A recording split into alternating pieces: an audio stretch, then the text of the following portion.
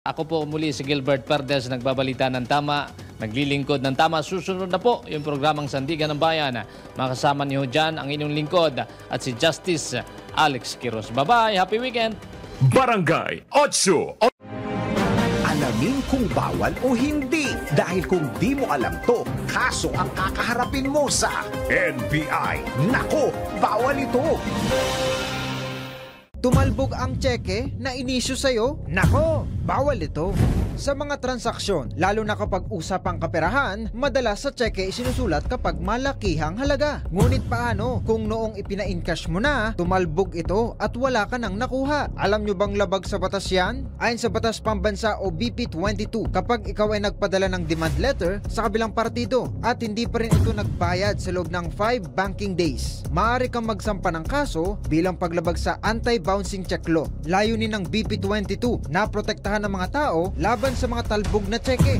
Nakasaad din dito na isang krimen ang pag-issue ng bouncing check. Ayon sa batas, ang sinumang mag-issue ng talbog na tseke ay maaaring makulong mula 30 araw hanggang 1 taon at babayaran ng doble ang halaga ng nakasaad sa tseke. Pero dapat hindi lalagpas ang halaga sa 200,000 piso. Kaya sa mga nagpapanggap na yayamanin, sa mata ng batas, wala kayong may isahan.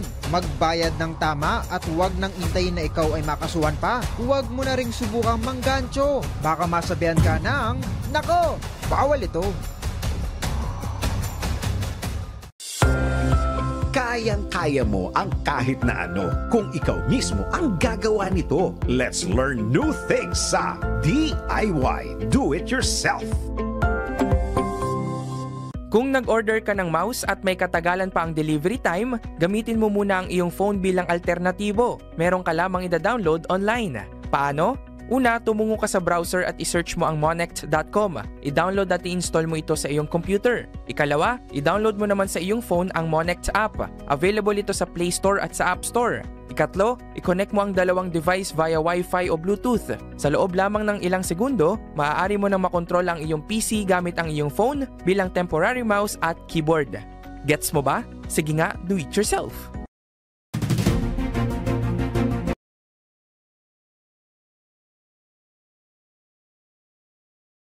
Kaso ang kakaharapin mo.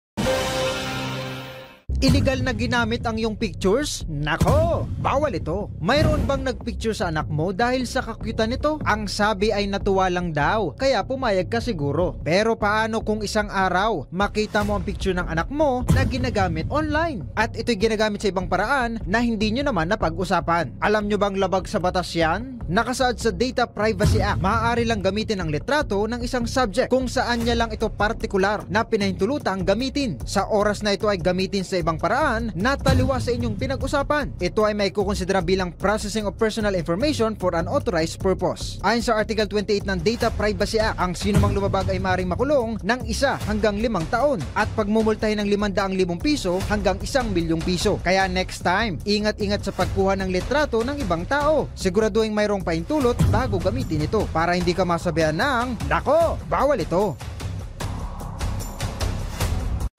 This is the news and information station of Aliw Broadcasting Corporation. Reaching and engaging every Filipino on air, online, and on ground. Ito ang bagong DWIZ 882. Nagbabalita ng tama, naglilingkod ng tama. Proud member of ALC Group of Companies.